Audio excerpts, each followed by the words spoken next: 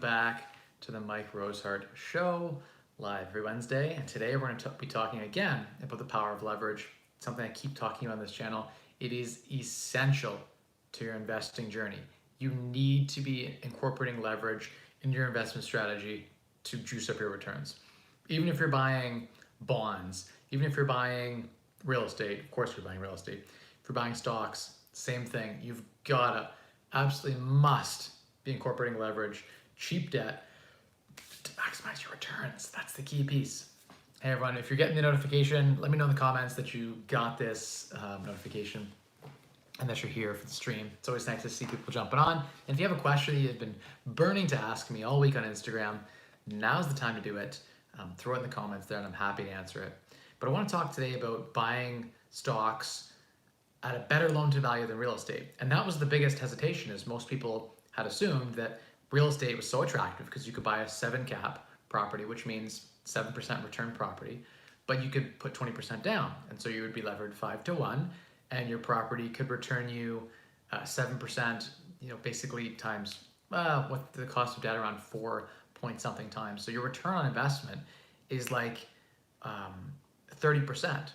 The same thing is now true with stocks, but I didn't know this. This is the big update. Interactive Brokers they have a huge 20-page list of blue chip stocks, specifically on the Toronto Stock Exchange, that allow you to go 70% loan to value at a 1% cost of debt on a 7-figure sum of money. That's substantial, but you can double down. So let's walk through an actual example so people can follow how this might, how you can actually buy stocks at like 10% down. You can buy into Enbridge at 10% down. The company's already levered too, so it's a pretty sweet setup. And with a dividend like, say, 7% or 5% if it's a bank stock, with those types of dividends, you could easily take the 6% dividend and pay the 1%, it's like 1.5%, the worst case scenario with Interactive Brokers, prime minus. So you can borrow against stocks at prime -1, prime -1.5. Insane. Like, you can't even borrow against. Interactive Brokers makes it cheaper to borrow against stocks than it does against real estate. And I think that REITs qualify, but I'd have to check what's on that approved Interactive Brokers list. But really, it's changed the whole game. Like, nothing's the same as it was, because now we're talking about a situation where so let's walk through an example. Take $1 million and obviously I'm gonna buy a bunch of different companies that are all on this list and be super diversified. That's the key. But for the easy math, let's pretend I just bought a stock or a portfolio of stocks with $1 million. Put $1 million in, Interactive Brokers will lend you back $700,000. I was wrong, and I thought it was 50% loan to value. That's for US stocks. If you're buying Canadian blue chip stuff that pays great dividends, you can borrow back 70%. Now, if you go all the way to the top on your margin limit, you're gonna risk margin calls. So you wanna make sure you have a little bit of buffer room on your line of credit there with Interactive Brokers. They're the platform that I'd recommend, because every other self-trading brokerage, everywhere else, it's more expensive. Their cost of margin lines of credit and margin loans is super, super cheap. The platform is also the cheapest place to trade. If you're an active trader, they're the cheapest. If you want to just like have a set it and forget it type of an account, Interactive Brokers isn't as cheap, but the interest cost on their lending is so low compared to Questrade that charges 6% interest. Interactive Brokers is at 1%. So Questrade's 600% more expensive to margin borrow than Interactive Brokers. To me, that makes up any difference in fees or account setup fees, whatever. My understanding is Interactive Brokers is free to set up and is a bit clunky and awkward to use. It's not like a nice interface, but for the active trader, they have a lot of great things, and the cost of debt alone, it makes it amazing. But let's walk through this example. So you have $1 million, you put it in, you buy whatever portfolio of companies, they're paying, say, a 5.5% average dividend. So you put $1 million in, you get 55 grand a year in dividends. No, that sounds boring. That's like buying real estate in cash. That's a terrible idea. Buying real estate without a mortgage on it is a bad investment. You'll get a bad return on your money. I don't recommend that. I would never own a property outright in cash for a long period of time. Makes no sense. Only makes sense to own in cash short term while you're renovating to fix it up and then sell it as a flip, or short term if you're going to refinance it and get proper financing terms in place. Because owning in cash guarantees you a terrible rate of return. Better to use the bank's money or someone else's money to fund your deal at a low cost of interest. If you can find cheap debt, that's the key. But let's go through this example. So $1 million gets you a line of credit at Interactive Brokers for like 1.25% interest. So you can withdraw right now at prime minus 1.2. Take that money right out. Prime minus 1.2. That's a deal. Like in my mind, that's crazy. I'm gonna have $1 million stock portfolio, pay me 55 grand a year dividends. They're gonna give me another line of credit for 700 grand. I can take that 700 grand and I can double down again and buy more. Another portfolio, another portfolio of stocks. So now I have $1.7 million in shares, paying say a 5.5% return. The math on that would be, we're at almost 90,000 a year in dividends. But then wait, then they'll give me 70% of 1.7 million. And so your line of credit increases again. And so you can borrow, you get another $500,000 increase in your line of credit. So on your original $1 million you put in to buy stocks, you have $1.2 million line of credit at 1% interest, prime minus 1.1. Where can you borrow at prime minus a percent? I'm sorry, there's no real estate deal where you're borrowing at prime minus, right? Which is very, very rare on rental properties. And you can go down and do it again. You go to you can go to another bank if you want to. You go to the private banking sector, and they'll throw on a 70% loan to value on your stock portfolio. But you can keep doubling down again and again and again. So $1 million can buy you theoretically about $5 million in a stock portfolio. You could also take the money out on line of credit and buy a property if you wanted to too. Like it's totally an option. You could put $1 million in stocks. They give you $700,000 line of credit. You could double down again and have 1.7 million. So you take the $700,000 line that Interactive Brokers gives you at 1% cost of debt, and you reinvest and buy a bigger stock portfolio. Now you have 1.7 million stock portfolio. Your line of credit's increased another 490,000 because you put all the money back into a stock portfolio. So you can, in theory, take out another 400,000 and buy real estate. So you have $1.7 million in stocks, and you still have a bunch of money to lever up and buy real estate, all with your original $1 million. That is insane. In my mind,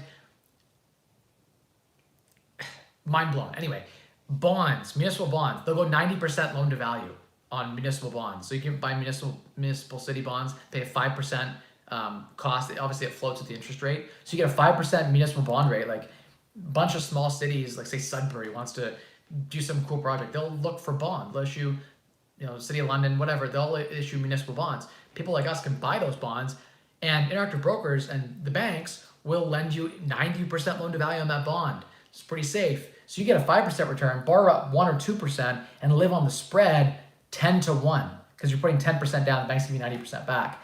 That's powerful. That means that, in my mind, like I guess you're taking extra risk, it's it's margin, whatever. But in my mind, that's a game changer. When you can go take theoretically $1 million and buy $4 or $5 million in stocks, when you lever down, you keep levering up what you have.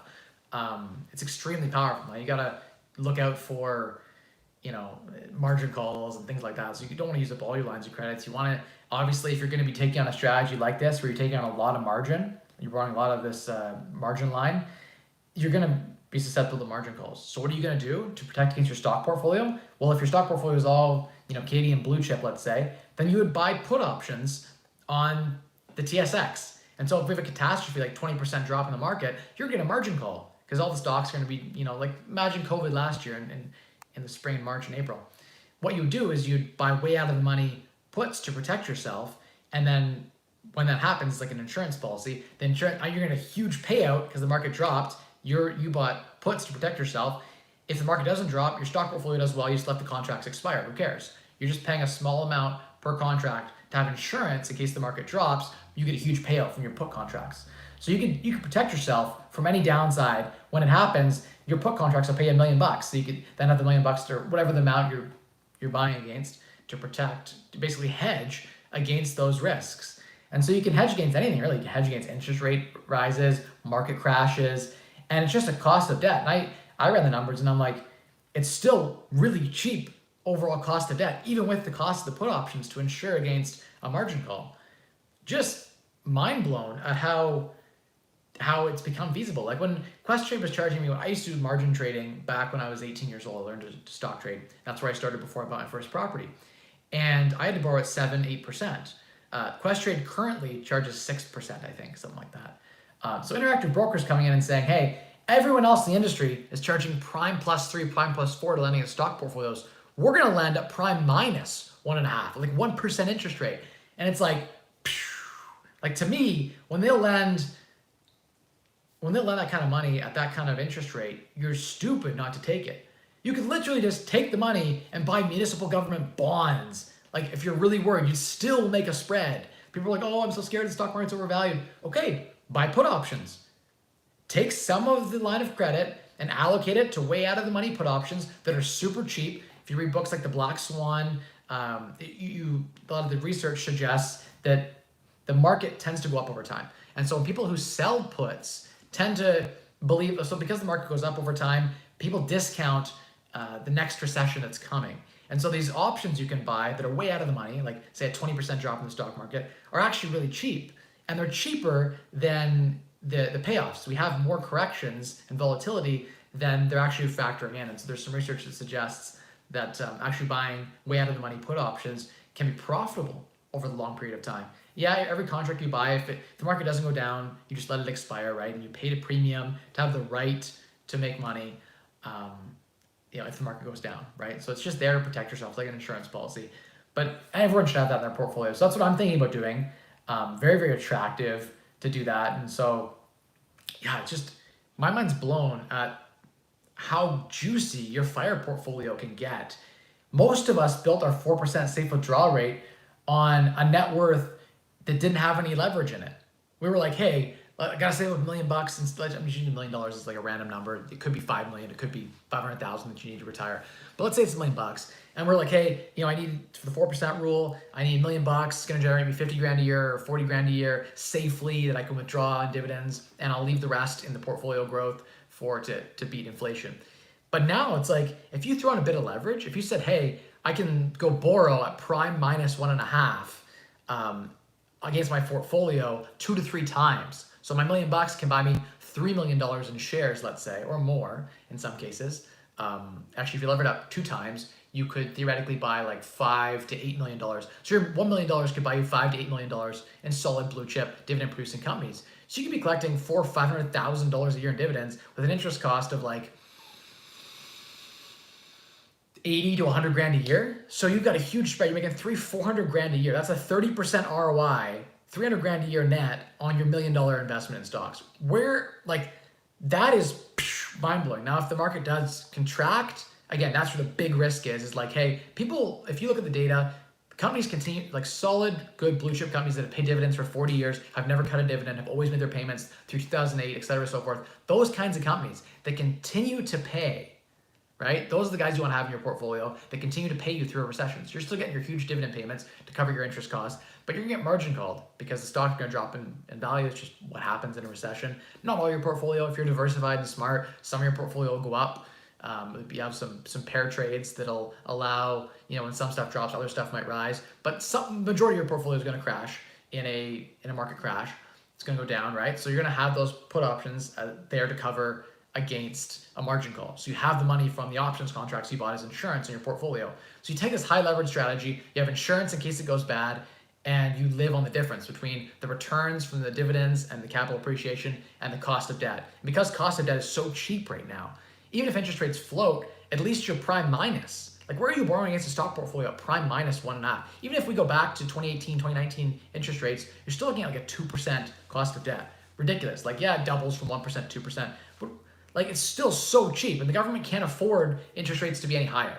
Unfortunately, we're in a situation where they've borrowed so much money, the feds and the Canadian government as well, many of the developed nation countries have issued and developed and borrowed so much money that they can't afford interest rates to go back to 5, 6, 7, 8, 9%. Prime won't go that high before our economy crashes. The government will go bankrupt. We'll have bigger problems like rioting in the streets before we actually have interest rates get to that level again. So I believe 1980s interest rates are not happening. We will go through hyperinflation way before we do that. They would rather see hyperinflation happen. Think about this. If you're a government person, what does hyperinflation do? It allows you to capital gains tax all the assets that rise in value. Inflation is actually a good thing for the government. They don't have to pay back as much debt as they've borrowed. All the bonds that they've issued, they have to pay back the face value, but the face value is not worth as much. So it's great. They keep interest rates low, inflation goes up, they don't have to pay as much money back, and their interest costs stay low. The cost to service all the money that they borrowed. So it's in the government's best interest to let inflation happen and keep interest rates low. That's what happens. You force interest rates low for too long, you get inflation. That's why the real estate market's booming. That's why an average house in London, Ontario is like $1 million now. That's at least part of what's going on, right? Is the cheap debt forcing inflation.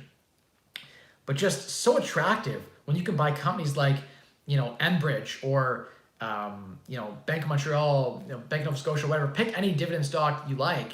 And there's a bunch of them, and you can have a nice basket of stocks paying you 25% ROI annually. Yeah, there's risk with that, but you can manage that risk with options trading. In my mind, it's the 4% safe withdrawal rate's gone. We're looking at the 8% or 10% safe withdrawal right now, fairly conservatively, because a company like Interactive Brokers has come along and said, hey, we'll go 70% loan to value on your stock portfolio, and we'll do it at 1%. We'll do it at prime minus. That is they've changed everything. There's a paradigm shift. This used to only be available to the ultra rich, and now anyone without any income qualification can go into Interactive Brokers and get some great access to margin. That's it. It's amazing. You take $1 million, you put it in, they give you $700,000 line of credit, you put it back in again, you're at 1.7 million in stocks, you get another 490,000 increase in your line of credit. It just keeps going on and on and on. Someone confirmed that that's the case for me. That's my understanding. Worst case scenario, you'd have to take it from Interactive Brokers, go to somewhere else and get a line. You could keep doing it and bounce around if they won't do it at the same institution. But my understanding is at the same institution, you only have to put 30% down the approved IROC list of Canadian blue chip securities. You only have to put a 30% equity stake down to own the shares. So on TD stock, you only need to have 30% down. They will lend the rest. So if you had the money to buy the shares originally, then they will lend you the rest, 70% loan to value.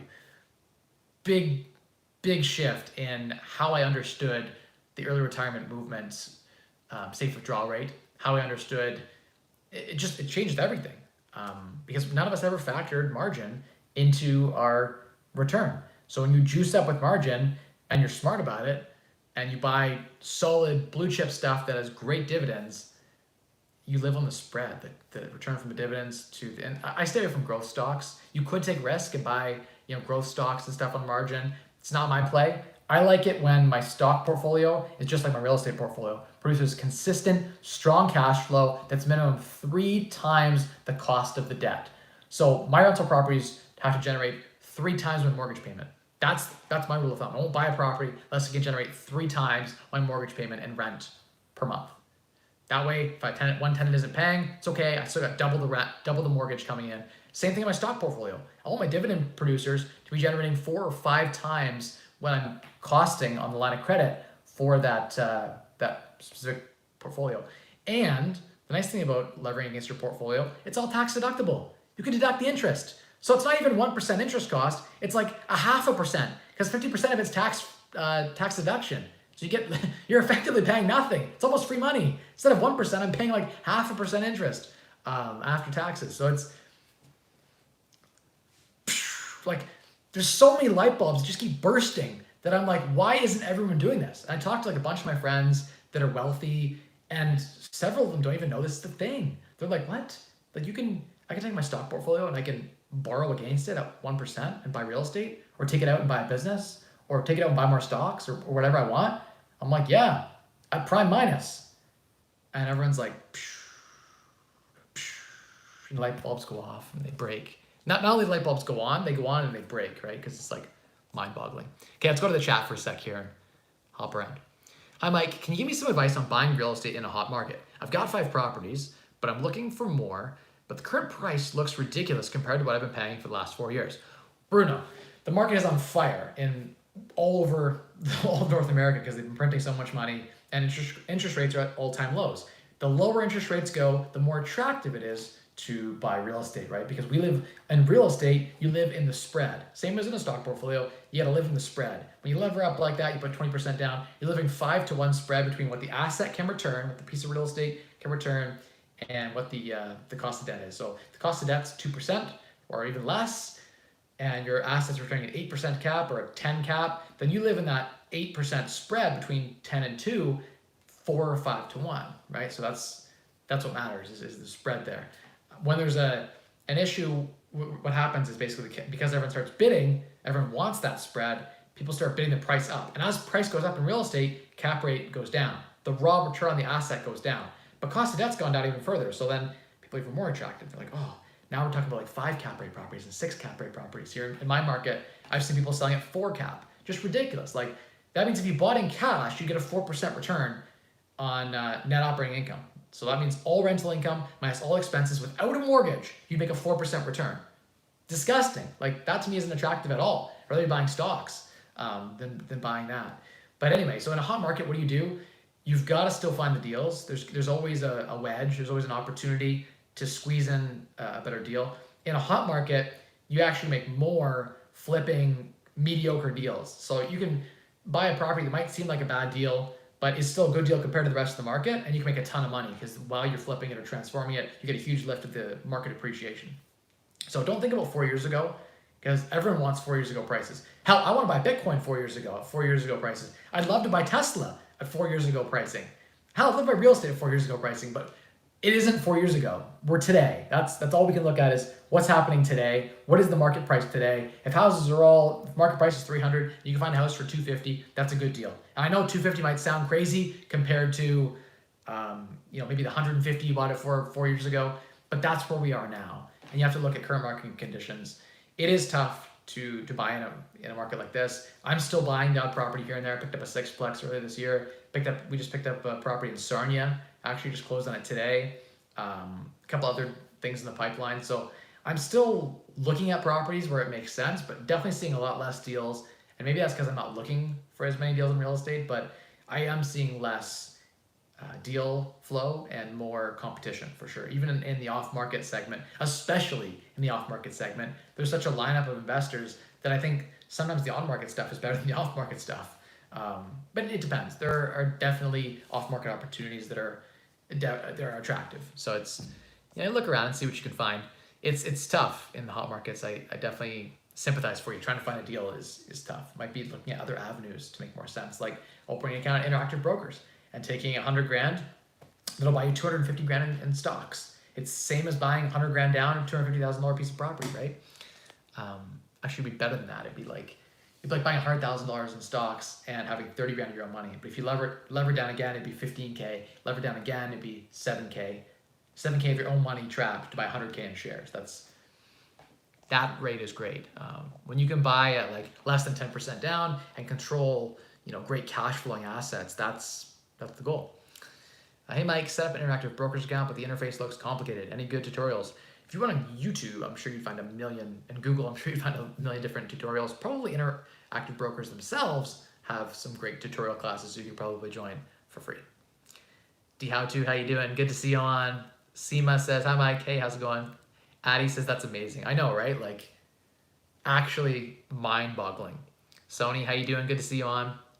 Addie says, Mike, if interest rates change, would that change on the LTV you've already taken towards your stock portfolio? So loan to value isn't changing unless, of course, there's a reason it could change. Maybe the Interactive Brokers and all the banks get together and say, hey, 70% loan to value makes no sense. Everything's overvalued. Typically in a recession, it'd be the opposite. Everything would be undervalued. So I would doubt they would change the loan to value.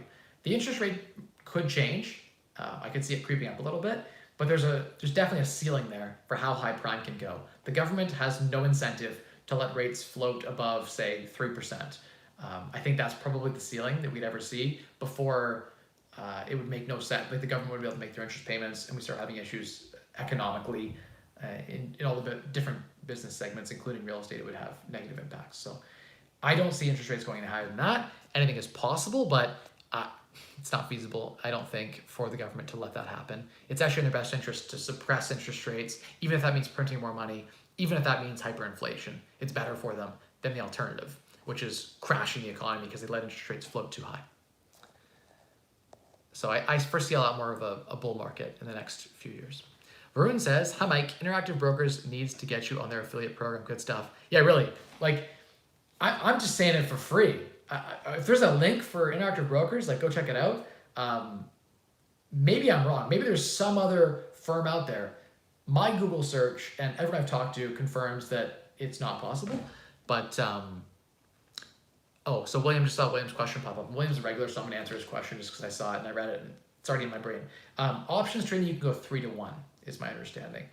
You can do, so with options contracts, if you were long on some stock that you get long on some stock you really love, you get behind it, you could theoretically control thousands of shares without actually owning those shares, and you can lever those contracts up 3-to-1 as well. So that's where it can get really interesting if you want to take a lot of risk. That's not my style. I like to buy dividend producing stuff, and then I like to sell insurance with options. The only time I buy insurance is to protect my portfolio itself. So the only time I'll buy puts is to protect against some of the key players in my own portfolio. That's just me. Yeah, I think that answered your question. I think pretty good. Next question. Rapid fire. Next question was, Alex says, tips for finding a discount tank, hot water heater, and install. Thanks. Well, Alex, there's lots of options. One decent option, if you plan to sell your property in the next few years, would be to put in a Enercare hot water tank, because Enercare gives away insane rebates. So I had one where we put an Enercare tank in, and I used to own the tank, but it broke. And instead of putting a new one in, I knew I was going to sell in the next 3 to 5 years. And I'm like, I ran the math. Enercare is giving $800 gift cards. They were when I was doing it. $800 gift cards to install a hot water tank that costs $18 a month to rent. Do the math on that. Go ahead, I'll wait. No, that's like 4 years. They're giving me 4 years of free rental payment on a 6-year contract.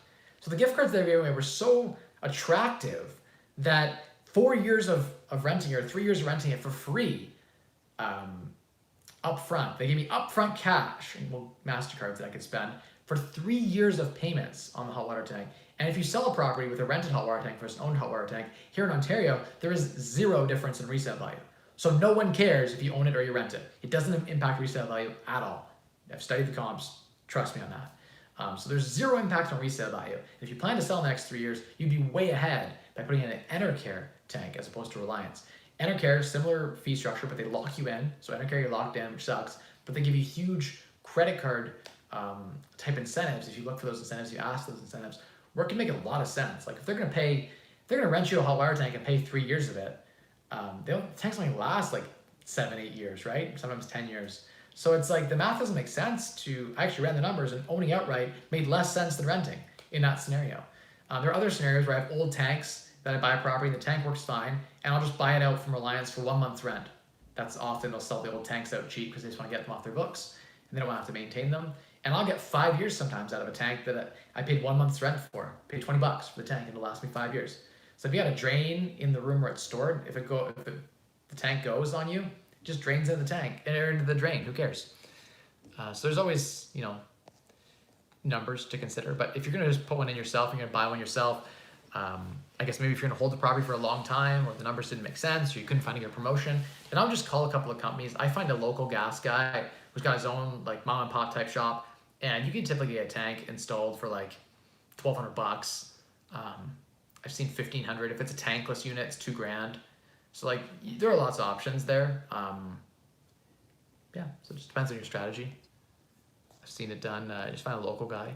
I don't buy my own. Like typically the ones from Home Depot and stuff are kind of trashy models. So rather let the gas guy go to the supplier that he likes to work with, get a quality model that's gonna last, and have them install it and warranty it. Martin says, what are a few high yielding dividend stocks you invest in that are worth looking further into, Mike? Well, one of my favorite screens, I'm glad you asked, is the Dogs of Dow and Dogs of TSX strategies. Type that into your Google and you'll understand what it means. But basically the idea is it looks for the dogs. The dogs are the most beat up stocks that have the highest dividend yield on the index. It's a great place to start. You could look at the top 50 yielding companies, price relative to dividend yield. And that'll give you either an idea, maybe the company's going down the shitter and they're terrible. And so you look at that and you're like, okay, they have a great yield, but they have no free cash flow. They can't afford to continue paying this dividend in the future. So yields are gonna go down. I don't want that company. Next company. As an example, last year I was looking at companies like BMO. They're trading at like 40 something dollars a share, or a lot of the bank stocks were trading super, super cheap after the COVID crash. And I'm like, this is yielding 8%. I'm gonna load up on this. And of course now it's come back in price. And so you would have got a lot of appreciation as well. By the way, when you're levered 8 to 1, because you can keep doubling down and you have that huge line of credit, guess what happens? If it goes up 30% appreciation, you triple, you get 300-400% return on your money when you lever that way, right? So there's some huge gains to be made too, right? I like to have a solid portfolio with insurance set up so I can cover any margin calls and just collect the dividends and hold for the long term. Because long term, all these solid blue chip companies are going to do well. They're going to do one thing and go up, just like the S&P 500, just like the TSX. over a 20-year period, all it does is go up. So that's where I'm believing that leverage over a long period of time can make you very wealthy, especially if you're smart about managing risk. Leventhal says, let me know if you need any carpet. I work at a carpet store in London. Cool. We put some carpet on. I don't put carpet in any properties except for on stairs. Just a weird thing. I don't like carpet in bedrooms. I don't like carpet in living rooms. I don't like carpet in basements. It gets musty. I know it's supposed to be warmer, whatever, but with rental properties, it makes no sense. So I only ever put it on the stairs. And that's because it's a pain in the ass to floor stairs, and it's super cheap to throw a rug over the stairs. So that's the only reason that we put carpet on the stairs. And it's comfortable to go up and down the stairs on carpet.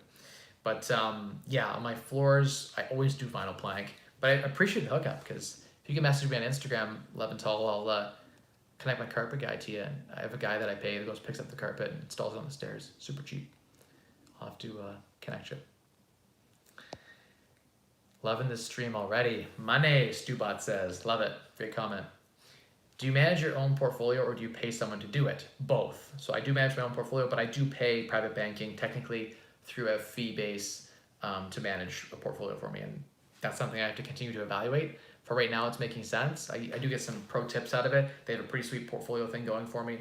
And I get nice loan to value. I have a nice line of credit where I have time for margin calls. They don't just liquidate my position like the interactive brokers. So I personally have a mix. But yeah, I can see where it makes a lot of sense to just manage your own portfolio. The one thing that sold me on private banking was I can take that portfolio, say I'm in private banking, I get all the free banking perks, I get no holds on my drafts, etc., so forth. I bank like a king. I call someone, they cut a draft, and they bring it to my lawyers for me when I close on a deal. When I bring lending, same thing. They courier the drafts for me. I don't even go to the bank anymore. That to me saves so much time and headache that it was worth bringing some of my stock portfolio over to them. But there's also the sweet lending stuff, and within that lending piece is the mortgages. Where I couldn't get mortgages before, I have no job technically. Like if you have no proper job, they like to see a proper proper pay stubs. You're working full time. They don't like the entrepreneur as much. But if you have a stock portfolio, they are more inclined to want to lend to you, right? If you're on maternity leave or you're taking a leave for a year or whatever, if you have a stock portfolio, they might look at that and say, hey, that helps our conversation here, right? Versus looking at, let's say you were just some entrepreneur, right? They're like, okay, this guy has no stock portfolio. He has no skin in the game. He's all in real estate or he's all in his business. They like to see that diversity, and it helps with the lending heavily, because you could say, hey, if they're not going to approve you for the mortgage, you could lean in and say, hey, I might just move my stock portfolio away. And they're like, oh, okay, we'll approve you for the mortgage. You know what I mean? There's you have an extra bargaining chip when you're trying to take down deals. So I think it adds in other facets. Like if I'm looking to buy a business or looking to buy real estate, it helps a lot having the private banking piece, even though I'm paying, I don't know what I pay, like 0.75% fee annually for them to manage my portfolio, which is, it's less than a percentage point. It's something, but it is what it is. I feel like the cost is worth the benefit. Mike, is the 70% leverage through interactive brokers that you're referring to buying power, or will interactive brokers loan you cash and do what you please? 70% of your portfolio balance. My understanding, correct me if I'm wrong, my understanding is you can withdraw 70% loan to value on those companies. So not even just buying power, withdraw the cash. You have $1 million in shares in TD Bank, they will hand you 700 grand. Now, if you took all 700 grand out, they can margin call you at any time and liquidate your position on a down day. So you might not want to lever up all the way. You might want to go 60% loan to value, leave 10% in there for market fluctuations. There's a lot of things you can think about when you're doing it. So those are considerations, I guess, in the grand scheme of things. Or you definitely have to have options to protect yourself. I'll answer this question in a sec about higher cap rate. I saw it pop up, so just stay tuned. Blizzard says, look into selling options on ES futures. Portfolio margin isn't available in Canada, just regular T, and can access span margin via futures. Capital usage is insanely efficient compared to payoff. Something to look into. Someone can send me some articles on that stuff to my Instagram at Mike Rosehart, MikeRoSehart. That's where you'll find me on Instagram. That's the best place to get a hold of me. If you shoot me that message there, I'd love to look into it a little bit more, Blizzard. That would definitely be something I'd love to look into. Stubot says, what do you think the odds are of IB drastically increasing their rates in the near future? Very low. They have access to very cheap capital. And it's the liquidity thing too, I think, as well. LW Bot says, isn't that margin call basically equivalent to going to zero though? No. So margin call is when you have borrowed more than is available on the line. So think about this, and let's say you have $1 million and you borrowed, you get 70% loan to value. So they give you a $700,000 line, and you took out, 100 grand of it, let's say, or 700 grand of it, and then tomorrow your stocks go down 10%. So your $1 million in TD, I just made up an example, drops to $900,000 in value because the stock just went down 10%. Your now new available line on your line of credit is 900,000 times 70%. So what is the math on that? That is a drop of 70 grand, I guess, on your line of credit. So your line of credit went from 700 to 630.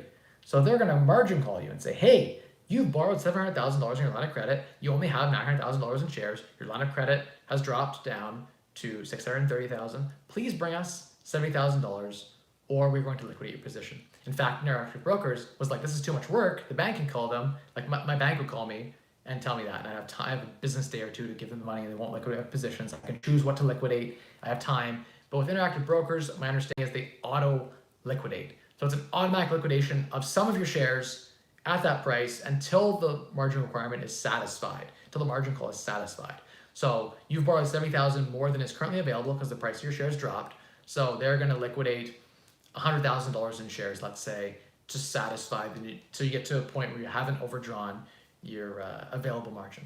So that's all that happens. You just sell some of your shares when it's down. If that happened to me, I would look at my portfolio and be like, oh darn, they sold some of my TD shares to cover on this line of credit. That sucks. They locked in it when it was down. That's okay. Maybe I'll buy a call option or something, right? And then I'll ride it all the way back up. And I'll be, a couple of call options, and I'll ride my way back up over the long term. I believe in TD, whatever. I actually don't believe in TD that much. I like them the least of all the banks, the second least of all the banks. So I'm just using that as a random example because I'm wearing green today. I'm not at all, I own TD in my portfolio, but a very small percentage of my portfolio is some shares in TD. Not a huge fan. I think of all the banks, their US exposure is not bad. But I like BMO better. They have better US capital markets exposure. So I think BMO is doing a better job of things. Anyway, forget that. I'm going to go down that rabbit hole right now. But that's basically how it would work. Margin call just means you've borrowed more margin than you have available. And so you have to either put money in, or in Interactive Brokers' case, they will liquidate your shares until a point at which, or enough of your shares until the point at which they're satisfied that they've got enough there. And it makes sense. Like, if shares are dropping in value and they've lent you 700 grand, what happens if the market keeps dropping to the point where your shares are now worth, let's say the market drops 30%. Your shares are now worth exactly what you borrowed from them. So you have no skin in the game. That's dangerous. That's scary. So your 30% equity is gone in that situation, maybe temporarily because the market corrected or whatever, and it's going to come back probably. But temporarily, if you're forced to sell, you couldn't ride it back up, that would be a problem for them, right? They got to protect their risk. So it makes sense. I mean, I would do the same thing if I was Interactive Brokers. I'd be calling on drops too.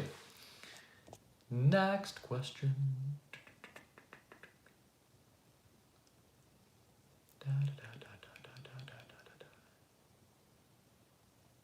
I've lost my spot. Here we go. Okay. Blizzard said, if you set up an iron condor on the futures, you also have defined risk. That way you know how much capital to allocate per contract. It's a good idea.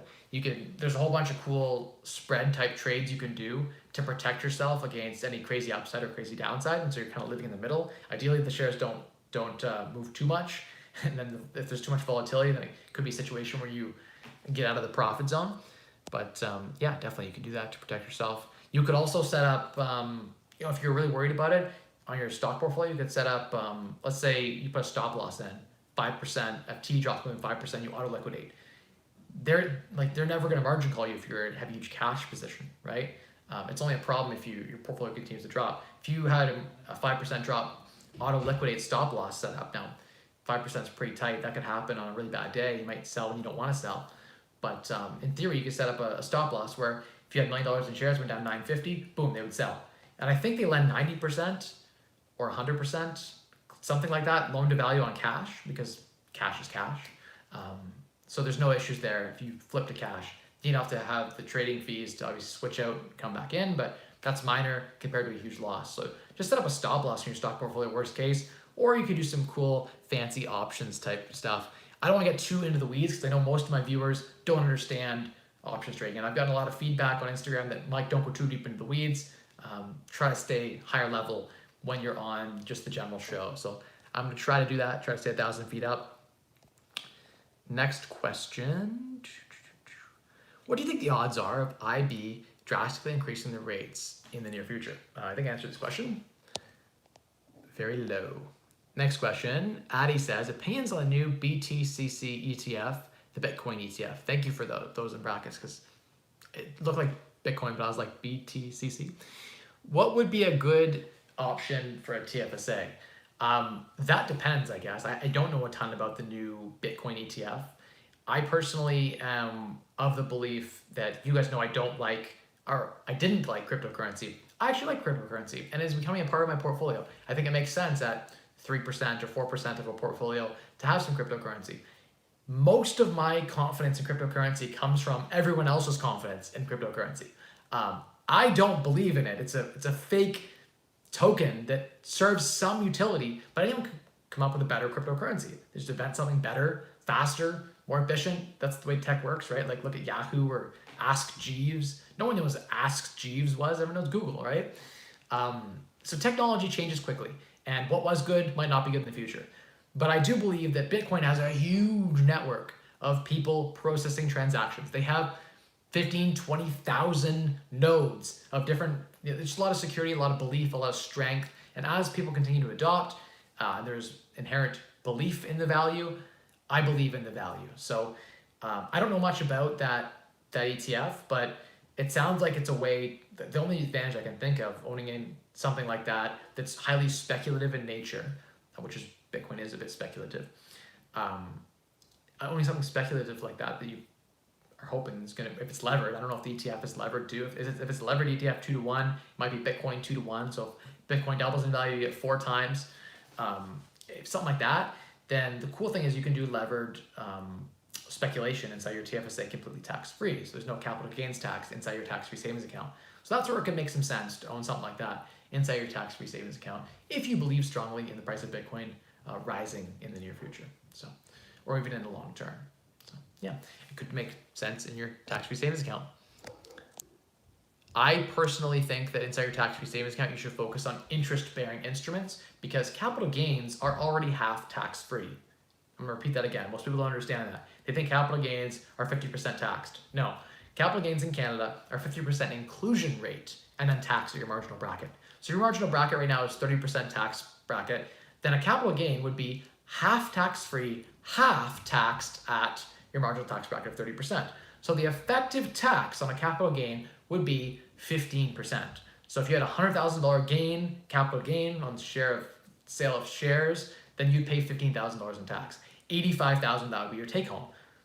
Whereas if it was interest income, which came from the form of a mortgage, a private mortgage, or whatever, you buy some lending stock or something that's paying out a distribution, or even some of the real estate REIT trusts, some of them treated like interest income.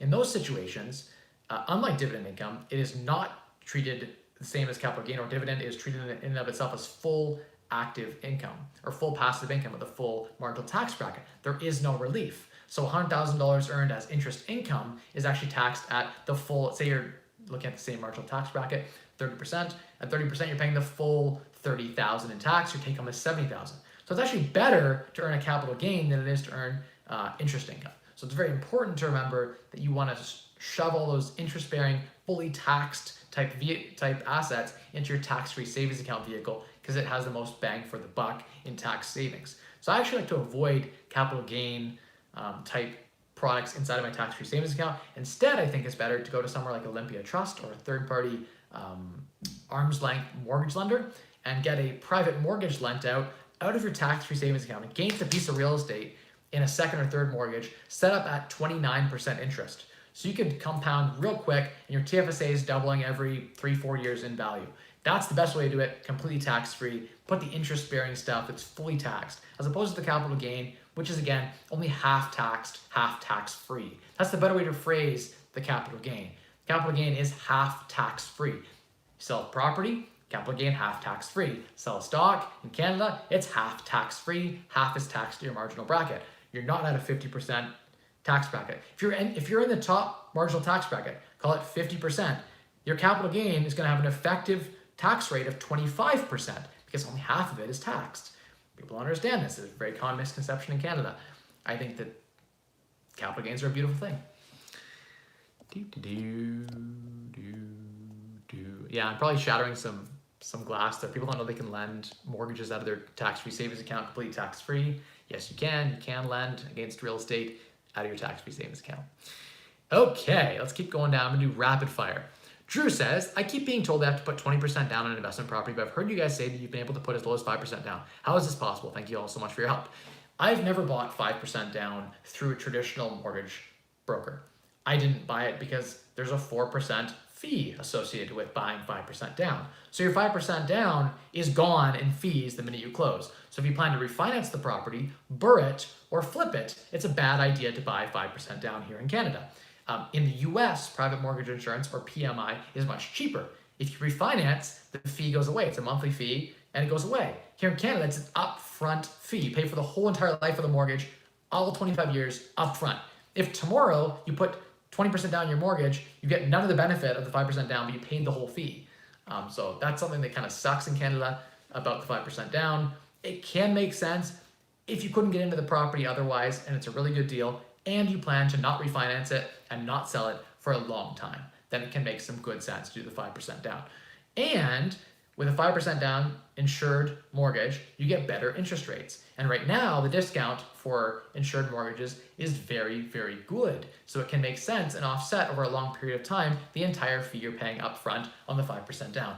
That was amazing. Someone should take this clip and put it into an Instagram video and a YouTube video that I could put on my story so the whole world could hear it again about 5% down versus 20% down. I don't think I've said it quite that eloquently, quite that quickly before on this channel. So proud of myself for that one. I did pretty good there. Next question. There's so many questions. Where was I?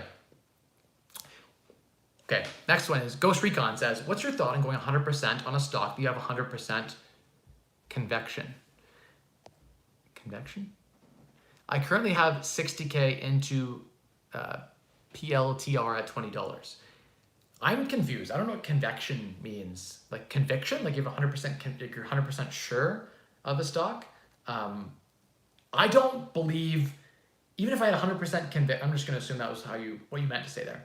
If you had 100% conviction on like Bitcoin, don't put all your money in Bitcoin. Just because you believe something with all of your heart doesn't mean you're right. I think diversity is safety.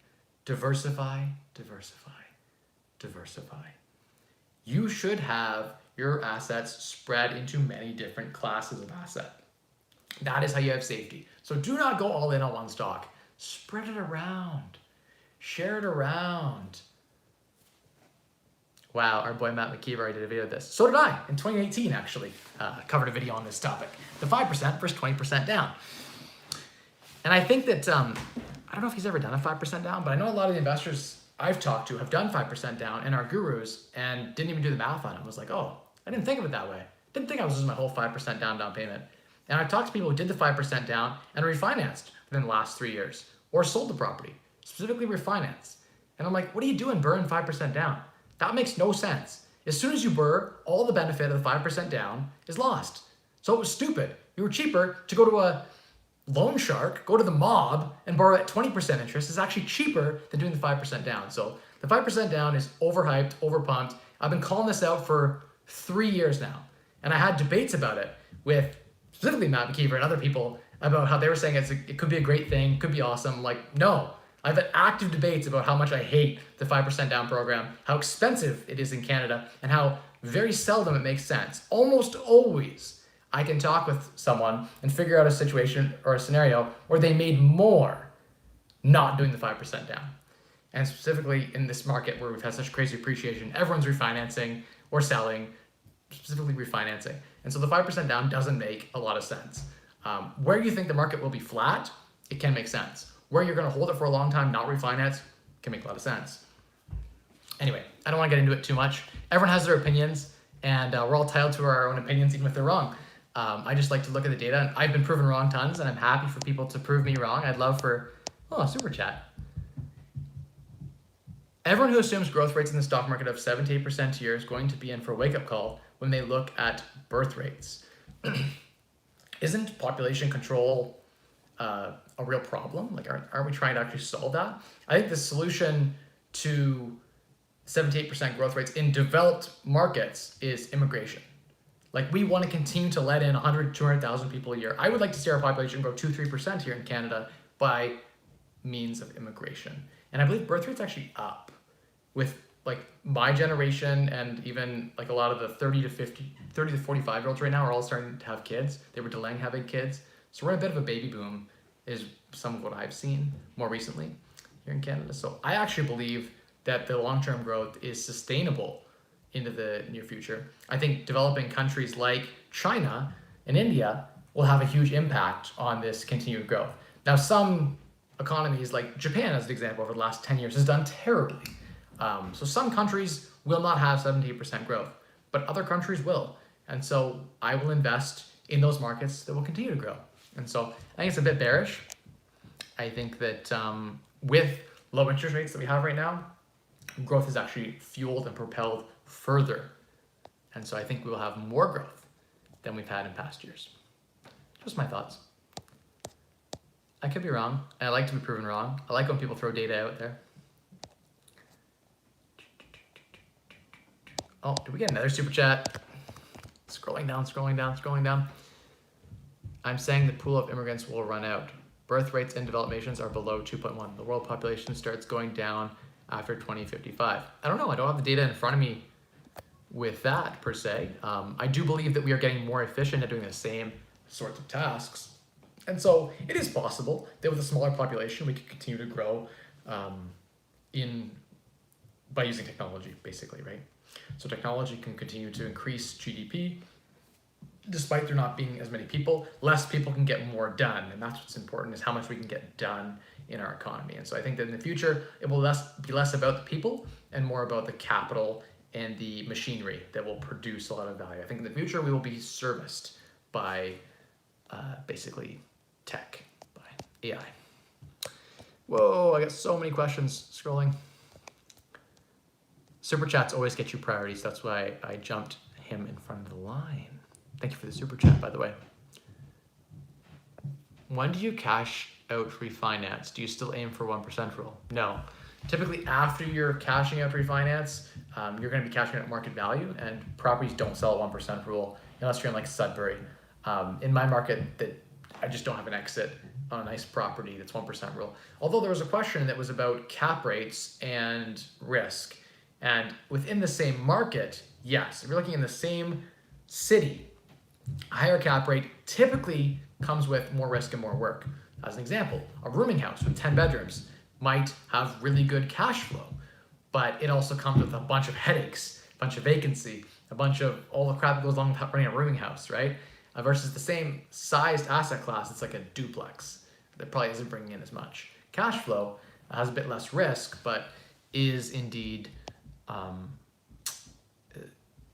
could be a better return on time. Usually, not always. There's exceptions to every rule.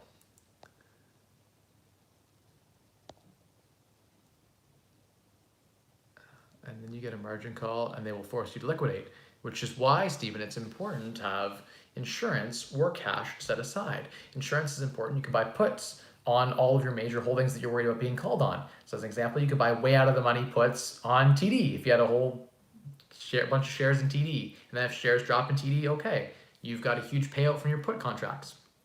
You're way in the money all of a sudden, right? You can cover the margin call. Or you set up a stop loss and you liquidate to cash as soon as there's a drop in the market, and you buy back in, right? So there's obviously ways to manage the risk, but yes, just saying, hey, there's risk. And Steven says, Mike, it's not a line of credit, it's a margin loan. Yes, Your max leverage is 70% loan to value, meaning if you withdraw funds, you get a margin call. Yes, we talked about this on the stream. Seems like you haven't been here for the whole stream, but we covered that about 4 times now on the stream, Stephen. Definitely there is risk and you have to manage that risk. Just the same as any other type of investing that you do, I think you should manage that risk. In real estate, we manage it by putting in our time. In the stock world, we manage it by hedging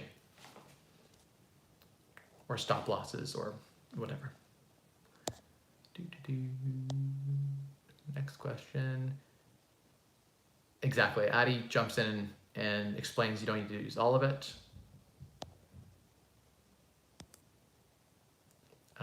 Yes, in theory you could.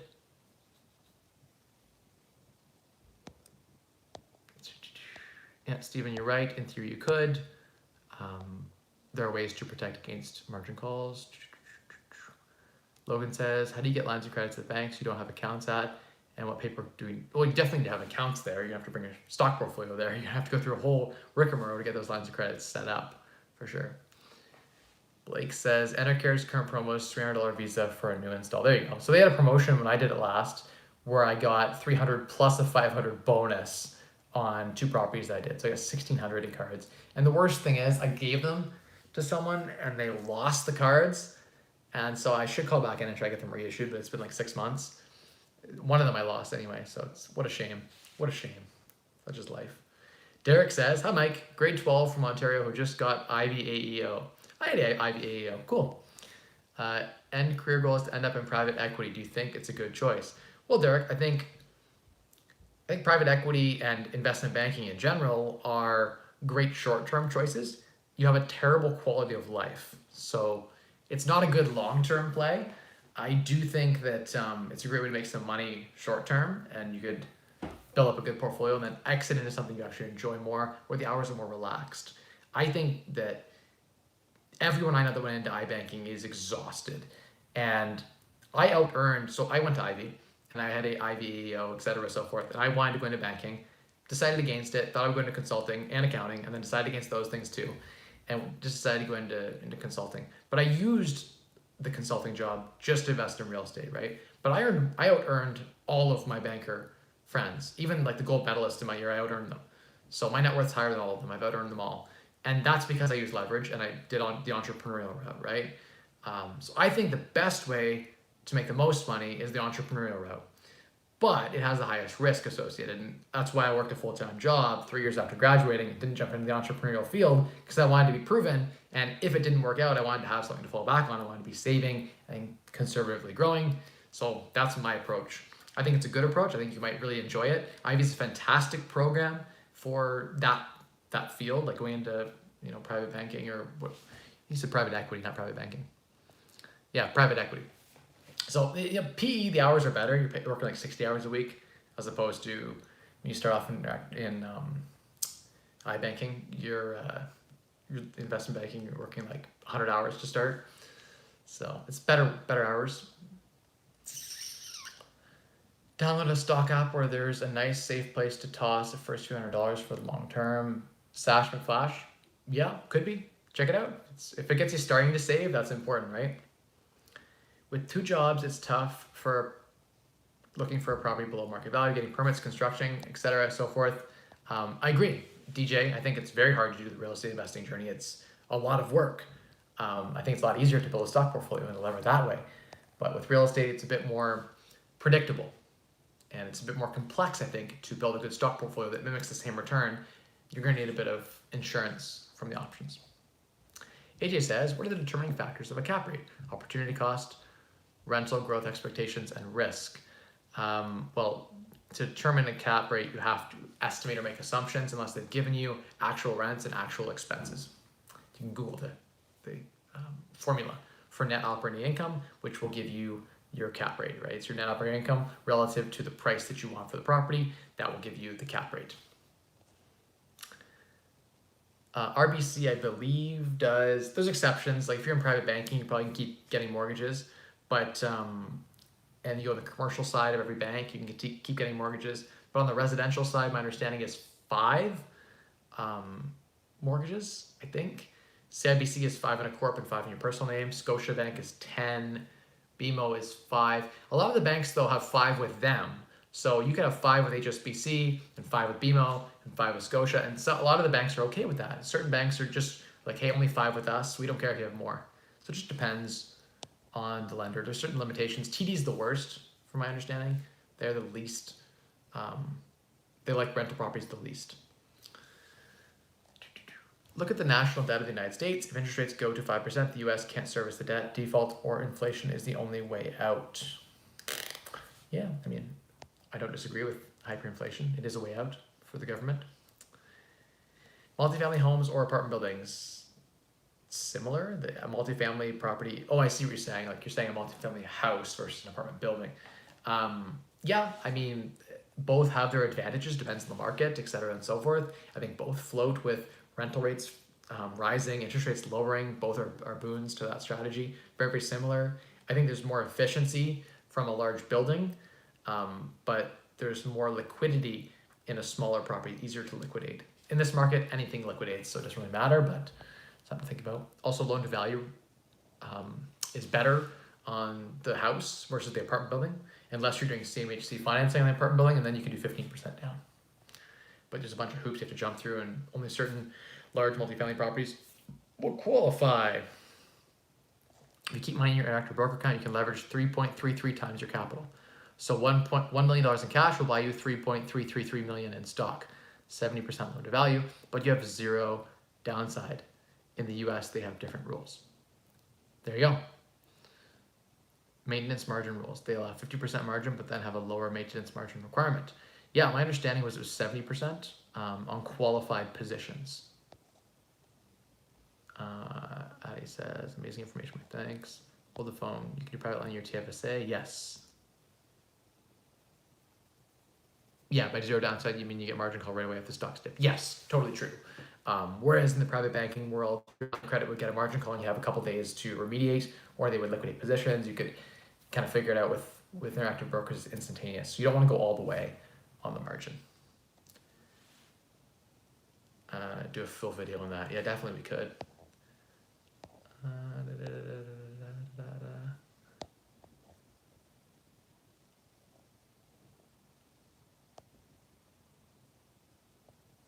Instead of valuation vs dollar, you need to change the denominator. Did I say it backwards? I don't know. I might have said it. I don't think I said it backwards, but possible. Yeah, it's net operating income divided by the price. Could be the cap rate. So times 100, I guess. Hours are tough, but money is good. Just you said short-term money. They would fund a portfolio, allow a cushion to fall back on, and peace of mind to do entrepreneurship. That's the ultimate goal, right, of most IB graduates, is to eventually get into entrepreneurship and to grow and have that unlimited upside, right? Anyway, I gotta go. My kids are going to bed. It's past their bedtime. I already missed one of their bedtimes. She went to bed at 8 o'clock, so I gotta wrap this up. Thank you all so much for watching. It's been a great stream tonight. Hopefully at some point I will upload a lot of the little clippets that one of my loyal subscribers has made. So I'm hopefully gonna get him access to doing that, and so we can load up small clips of the best questions you asked and the best answers I provided. So stay tuned for that, and more content coming soon. Thank you all so much for watching. The secret to unlocking a wealthier you: 3 levers: spend less, earn more, and maximize returns on the difference. Good night, everyone. There we go. Night night.